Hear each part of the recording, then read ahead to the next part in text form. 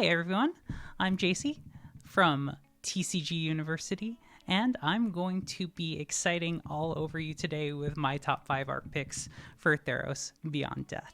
So let's get started. Alright, let's start off this conversation with a card I really love, Vanishing Light. It is Theros Beyond Death's new answer to O-Ring. The text reads, when Banishing Light enters the battlefield, exile target non-land permanent and opponent controls until Banishing Light leaves the battlefield. And the flavor text on it, which is amazing, is the champion reached for a stone and Heliod placed the sun into her hand. While depicting this scene on this card, we see a character in full motion hurling a celestial object through a gigantic creature made of stars. We see this card almost as a painting. We see the motion in it. We see the color in it. We see the stars in it. We see the anguish of the creature. We see the parting of the clouds as the celestial object flies into the distance. It is just an amazing piece of art. I really want to thank William Murray for bringing this to us. I can't say enough good things about it, but let's move on and talk about the others.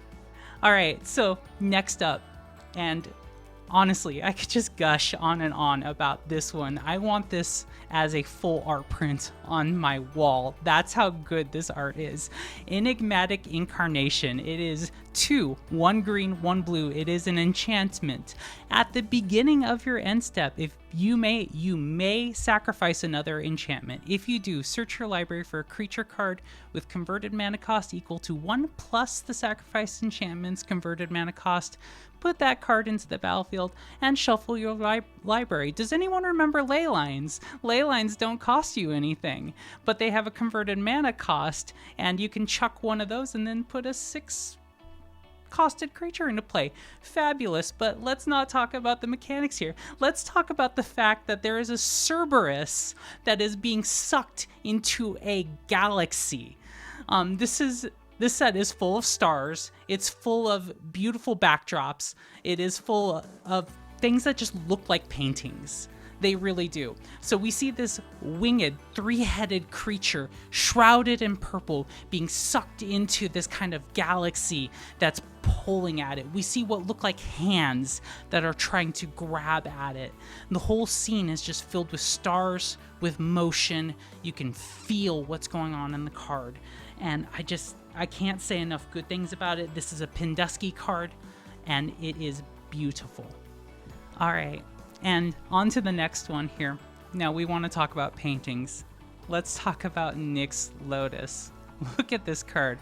It is a white flower that looks to be emblazoned in fire, set in a gazebo-like structure against a beautiful sunset. You see the colors and the patterns of the stars in the background. You just see the subtle colors of white and purples and pinks represented in the reflection of that flower, bringing the sunsetting sky onto it. You see this just amazing emblazoned flower, and it's not a bad card to boot. It is a 4-costed legendary artifact. Nick's Lotus enters the battlefield tapped. Tap, choose a color.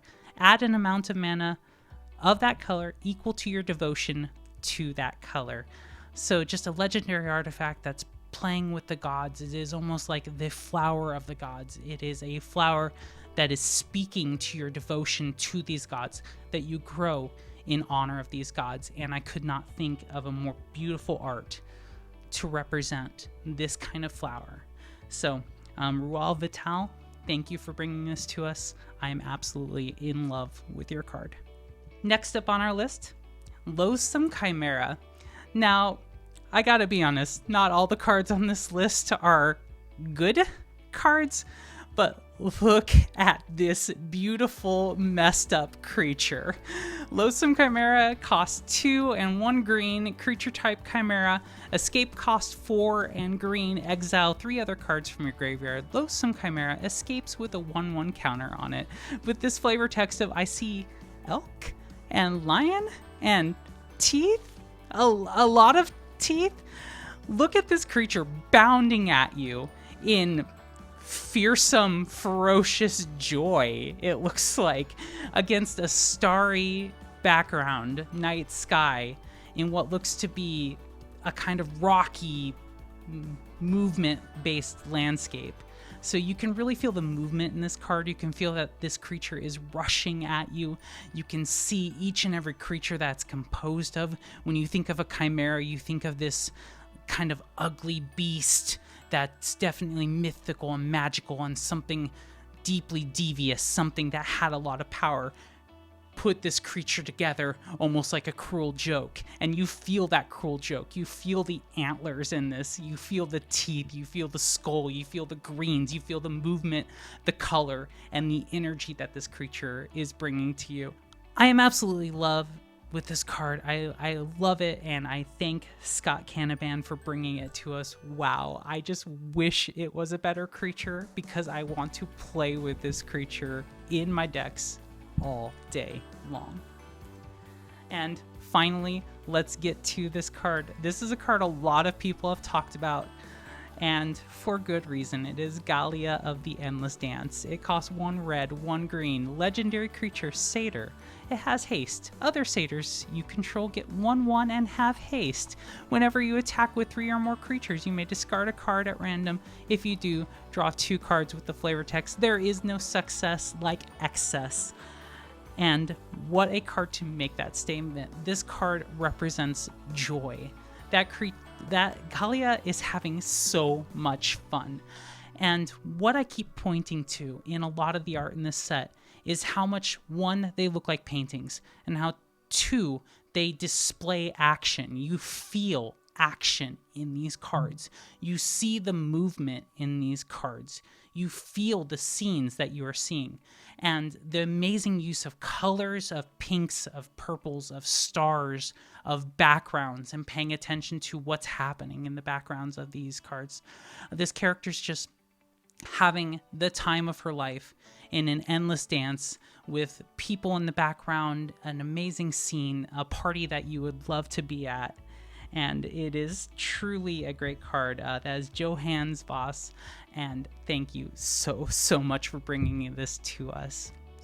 All right, so that concludes this tour of all the top 5 art that I enjoy from this set. But truly, this is an amazing set, and you should check out the rest of the art. You'll see creatures with stars under their wings. You'll see amazing backgrounds. You'll see painting. You'll see action. I could not be more excited to see some of the art of this set and play with these cards. So to all of you out there, keep playing Magic. If you like the things we're doing, go ahead and subscribe to our channel and comment below. What's some of your favorite cards? What's the art that you truly can't get past? What are some amazing artists that you want to call out, that you want to say their names? What is some of this art that you want to put on your walls? So thank you for watching, and all of you, have a great time.